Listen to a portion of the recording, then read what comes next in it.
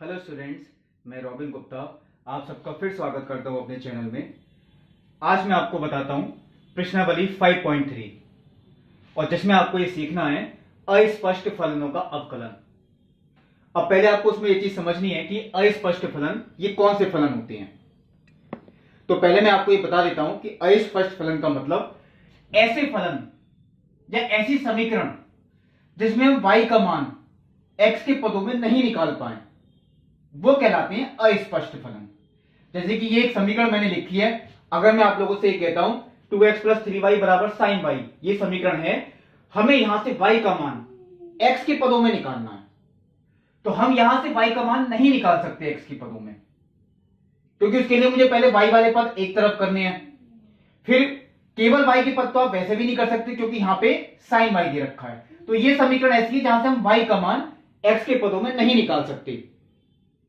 तो ऐसे फलन जिनमें हम y का मान x के पदों में नहीं निकाल पाए, वो कहलाते हैं अस्पष्ट फलन।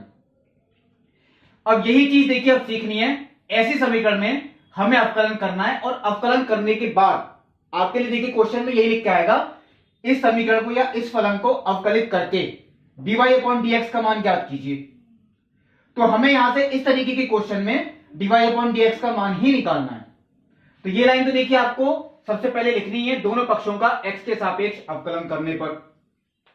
तो मैं यहां पे अवकलन अगर करता हूं x के सापेक्ष, तो पहले 2x का देखिए करते हैं, तो 2 तो एक नियतांक है, वो तो हमें ऐसे ही लिखना है। x का करेंगे, वो कितना हो गया 1, तो ये 2 × 1, चलिए मैंने ब्रैकेट में लिख दिया, x का अवकलन वो 1 हो गया, प्लस 3 देखिए नियतांक है, लेकिन इसके साथ क्योंकि y भी है, y नियतांक नहीं होता, मैंने कहा था कहीं भी अगर y लिख के आएगा तो उसका अवकलन होता है dy/dx। ये भी देखिए मैंने लिख दिया। 2x का किया वो 2 × 1 यानी 2 आया, 3y का किया तो 3y का dy/dx। अब करते हैं sin y का अवकलन। तो sin y का अवकलन अगर हम करें तो यहां पे आप sin y का केवल लिख देंगे cos y, लेकिन हम फिर y का भी करेंगे क्योंकि एक तरह की ब्रैकेट ही है। हम sin x का करते तो देखिए cos x लिखते, फिर x का करते, x का कितना होता है 1, क्योंकि हम x के सापेक्ष कर रहे हैं। अब यहां पे अगर मैं sin y का करता हूं, पहले मैंने y को एक x की तरह माना, तो sin y का वो तो हो गया cos y, लेकिन अब y का भी करें, जैसे मैंने श्रृंखला नियम में बताया था आपको, हमें फिर y का भी करना है, तो y का कितना आएगा dy/dx, क्योंकि हम ये x के सापेक्ष कर रहे हैं इसीलिए। और ये बात आप ध्यान रखें, कहीं भी कोई y शब्द अगर लिखा हुआ आएगा तो वहां dy/dx जरूर आएगा। तो sin y का cos y और y का किया तो गुणा में आ गया dy/dx। अब हमें इसके बाद ये करना है, जब हम अवकलन कर चुके तो dy/dx वाले जितने भी पद हैं वो सब एक तरफ और बाकी जितने पद हैं वो सब एक तरफ। तो देखिए मैंने, चलिए 2 को मैंने इधर ही रहने दिया, ये चीज मैं इधर ले गया, यानी cos y × dy/dx minus 3 × dy/dx। ये अवकलन करने के बाद आपको करना है, चाहे वो आप बाईं तरफ लिखें चाहे दाईं तरफ, लेकिन dy/dx वाले आपको एक तरफ करने हैं। अब देखिए dy/dx वाले पर जब एक तरफ किए तो हमने उसमें dy/dx कॉमन ले लिया, तो यहां पे ब्रैकेट में क्या बचेगा cos y माइनस की 3, तो ये चीज कॉमन आ गई। अब बाद में इसे ले गए हम बटे में, तो यानी ये जो उत्तर आया आपका 2/cos y माइनस की 3, ये अवकलन यानी ये हुआ आपका dy/dx का मान। और ऐसे सवालों में आपको यही पूछेंगे जब भी इस तरीके की समीकरण आएगी, यानी अस्पष्ट फलन जिनमें हम y का मान x के पदों में नहीं निकाल सकते, तो उनमें आपसे यही कहा जाएगा इस समीकरण को अवकलित करके dy/dx का मान ज्ञात कीजिए। तो dy/dx = 2/cos y माइनस 3। अब देखिए ये सेकंड क्वेश्चन था, ये सेकंड क्वेश्चन फर्स्ट क्वेश्चन आप कर सकते हैं। अब जो देखिए मुझे थोड़ा ठीक लगता है क्वेश्चन, वो मैं आपको बताता हूं, क्वेश्चन नंबर 6, क्योंकि बाकी आपको होमवर्क में भी देने हैं। तो क्वेश्चन नंबर 6 देखिए, एक समीकरण यहां पे लिखी हुई है, थोड़ी बड़ी है, x³ plus x² y plus xy² plus y cube equal to 81। ये एक समीकरण है, यह है क्वेश्चन नंबर 6 और इसमें आपसे ये पूछा गया है इस समीकरण को अवकलित करके, क्योंकि ये तो सबसे शुरू में लिख दिया है dy अपॉन dx का मान ज्ञात कीजिए, आपके पेपर में भी ऐसे लिख के आएगा।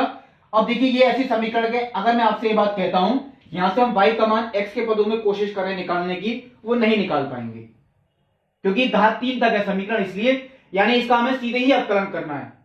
तो दोनों पक्षों का x के सापेक्ष अवकलन करने पर ये लाइन तो हम ऐसे ही लिखेंगे, मैं दोबारा नहीं लिख रहा, ये आपको सारे क्वेश्चनों में लिखनी है। अब देखिए मैं इसका अवकलन करता हूं x की घात n वाले मेथड से, n x की घात n माइनस 1, चलिए 3x स्क्वायर आ गया। अब तो ये आपको शायद प्रैक्टिस भी हो जाए, x की पावर n का कैसे करते हैं, पावर आगे आती है, एक पावर यहां कम रह जाती है। अब देखिए एक्स स्क्वायर वाई, ये दोनों गुणा में हैं क्योंकि इनमें कोई नियतांक नहीं है, x भी एक फलन है, y भी एक फलन है, वो भी x का, तो इनमें गुणनफल नियम लगेगा। और देखिए मैं इसका ऐसे ही आपको ब्रैकेट में करके दिखा रहा हूं, इसका गुणनफल नियम से पहले फर्स्ट को ऐसे ही लिखा, सेकंड यानी y का अवकलन वो हो गया dy अपॉन dx, प्लस अब सेकंड को ऐसे ही लिखा, फर्स्ट का अवकलन यानी एक्स स्क्वायर का वो कितना हो गया 2x, क्योंकि मैंने कहा था वो तो आपको शायद याद ही हो जाए, x की पावर n वाली मेथड से। ये देखिए मैंने इसका ब्रैकेट में करके दिखाया। अब देखिए फिर इसका अगर हम करते हैं तो फिर ये गुणनफल नियम ही लगेगा क्योंकि ये दोनों आपस में गुणा में हैं। पहले फर्स्ट को लिखा यानी x को, सेकंड का अगर हम करते हैं y की पावर 2 का, तो वो देखिए 2y आएगा क्योंकि x की पावर n वाला ही नियम लगेगा, यानी y की पावर n, n y की पावर n माइनस 1। लेकिन मैंने क्या कहा था, कहीं भी अगर y आएगा तो हम y का भी करेंगे, और y का कितना होता है dy अपॉन dx, क्योंकि हम x के सापेक्ष कर रहे हैं इसीलिए। हम y स्क्वायर का करेंगे तो पहले तो हमने पावर का कर दिया 2y, और फिर y का भी किया, वो कितना हो गया dy अपॉन dx।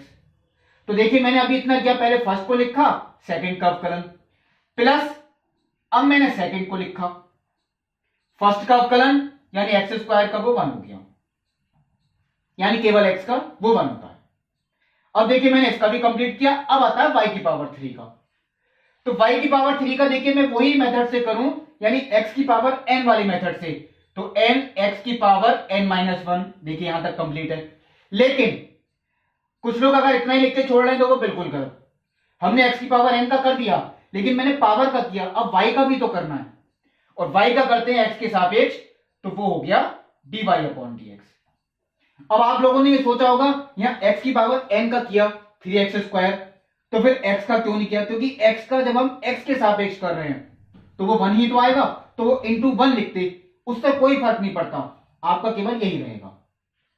अब बराबर 81 का करें, तो 81 का अवकलन, क्योंकि नियतांक का अकेला, इसमें कहीं x नहीं आ रहा कहीं y भी नहीं है, तो वो हो गया 0। अब देखिए मैं अवकलन तो कर चुका, अब अवकलन करने के बाद हमारा काम यही रहता है, इसमें जितने dy अपॉन dx वाले पद हैं वो सब हम इसी तरफ रहने दें, और बाकी जितने पद हैं वो सर अब हम दूसरी तरफ ले जाएं पक्षांतर करके। अब मैं देखता हूं, देखिए dy अपॉन dx वाले कितने पद हैं, और मैं देखिए इसी लाइन में आपको लिख के दिखाता हूं, dy अपॉन dx तो कॉमन आएगा, एक तो ये वाला पद है तो यहां पे कितना लिखा है एक्स स्क्वायर, एक ये वाला पद है तो इसके साथ क्या लिखा है प्लस के 2xy, और एक ये वाला पद है तो ये कितना आएगा प्लस के 3y स्क्वायर। बाकी तो कोई पद ऐसा नहीं था, तो देखिए हम dy अपॉन dx वाले लिख चुके एक साथ।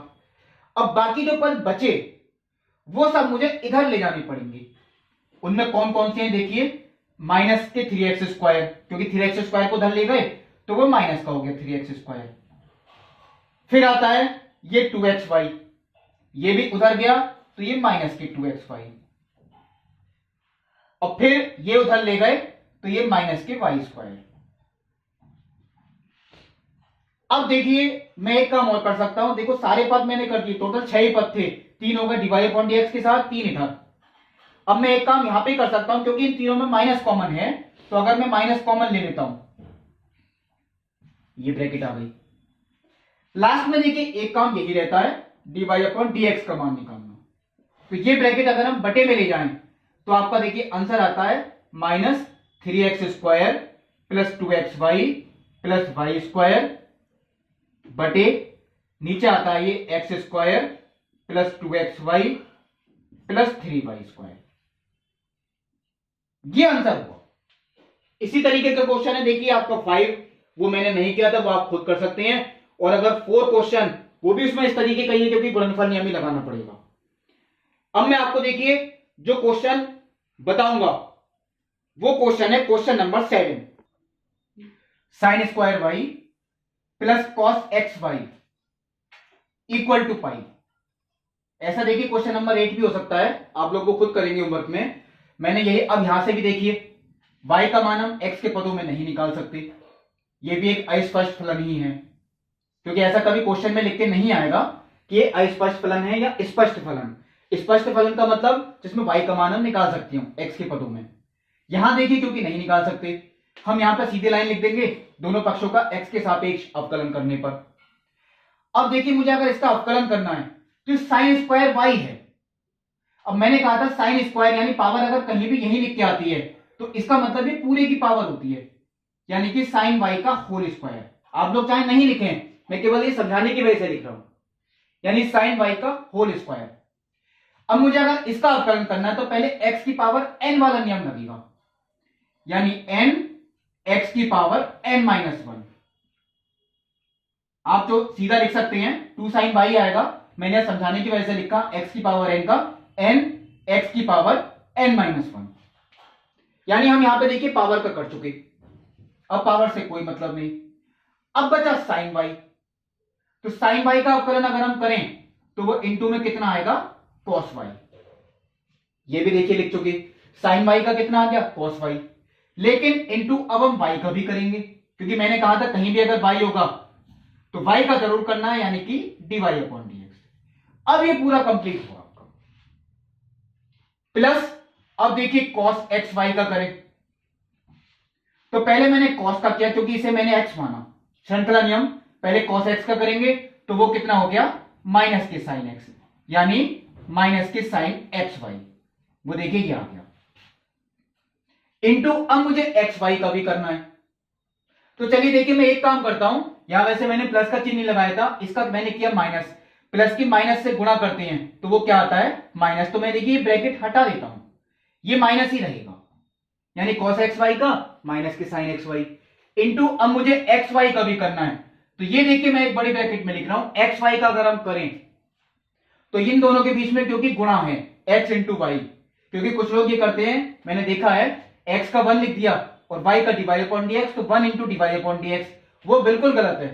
अगर ध्यान रखें x और y के फलन कहीं भी गुणा में हैं तो उनमें गुणनफल नियम ही लगेगा। और गुणनफल नियम क्या है, पहले फर्स्ट को ऐसे ही लिखा यानी x को, सेकंड का किया यानी dy/dx, प्लस अब की बार सेकंड को ऐसे ही लिखा यानी y को, फर्स्ट का किया वो कितना हो गया 1, इक्वल टू अब देखिए पाई का अवकलन, पाई तो एक नियतांक है, और इसका अवकलन करें तो वो कितना हो गया 0। अब देखिए मैं अगर इसे सॉल्व करके लिखता हूं तो ये हो गया आपका 2 साइन y, और ये है आपका पहले ही cos फाई लिखा हुआ, इंटू dy/dx। ये मैं गुणा करके लिखता हूं अंदर, यानी देखिए पहले इन दोनों की गुणा करते हैं तो x को मैं पहले लिख देता हूं, x साइन xy dy/dx, और मैंने y की भी गुणा करी वो भी इससे, तो minus k y sine xy equal to 0। ये देखिए यहां तक मैंने पूरा किया। अब इसमें देखिए वही काम करना है कि dy/dx वाले पद एक तरफ, तो ऐसे पद देखिए मुझे 2 ही नजर आते हैं, तो मैंने इन्हें एक साथ लिखा।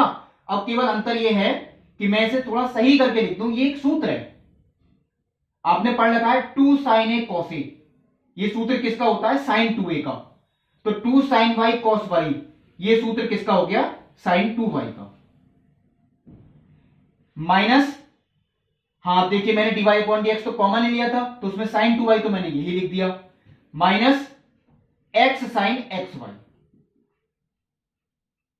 ये अब आपका कंप्लीट हुआ क्योंकि dy/dx इन दोनों में मैंने कॉमन ले लिया, sine 2y minus x sine xy equal to, ये मैं इधर ले गया यानी कि y साइन एक्स वाई। अब ये चीज ले गए बटे में, यानी dy अपॉन डी एक्स, यही हमारा उत्तर है, यानी y साइन एक्स वाई बटे sine 2y minus x sine x y. तो ये देखिए क्वेश्चन नंबर 7 जो मैंने आपको करके दिखाया। क्वेश्चन नंबर 8 वो आप लोग खुद कर सकते हैं। अब एक देखिए, एक एक्स्ट्रा क्वेश्चन मैं यहां लिख रहा हूं अपनी तरफ से। मैं एक समीकरण लिखता हूं यहां पे, e की पावर x प्लस e की पावर y, और ये बराबर दे रखा है हमें e की पावर x प्लस y। अब मैं आप लोगों से अगर ये कहता हूं यहां पे हम x का मान या y का मान x के पदों में निकाल सकें, ऐसा नहीं है, क्योंकि आप यहां पे कोई भी समीकरण या e की पावर में यहां से तो निकालना बहुत टफ पड़ेगा कि y का मान हम x के पदों में नहीं निकाल पाएंगे। अब यहां पे अवकलन कैसे कर सकते हैं ये आपको सीखना है। इस समीकरण को देखिए, कोई भी सवाल दे रखा है, अगर उस सवाल को यानी उस समीकरण को हम सरलतम रूप में ला सकते हैं तो पहले कोशिश वो ही करें, वो ज्यादा बेटर है। ये नहीं कि हमने सीधा अवकलन करना शुरू कर दिया। हम इस समीकरण को अगर और सरल रूप में ला सकते हैं तो और बेटर है, क्योंकि अवकलन वो आसान पड़ेगा।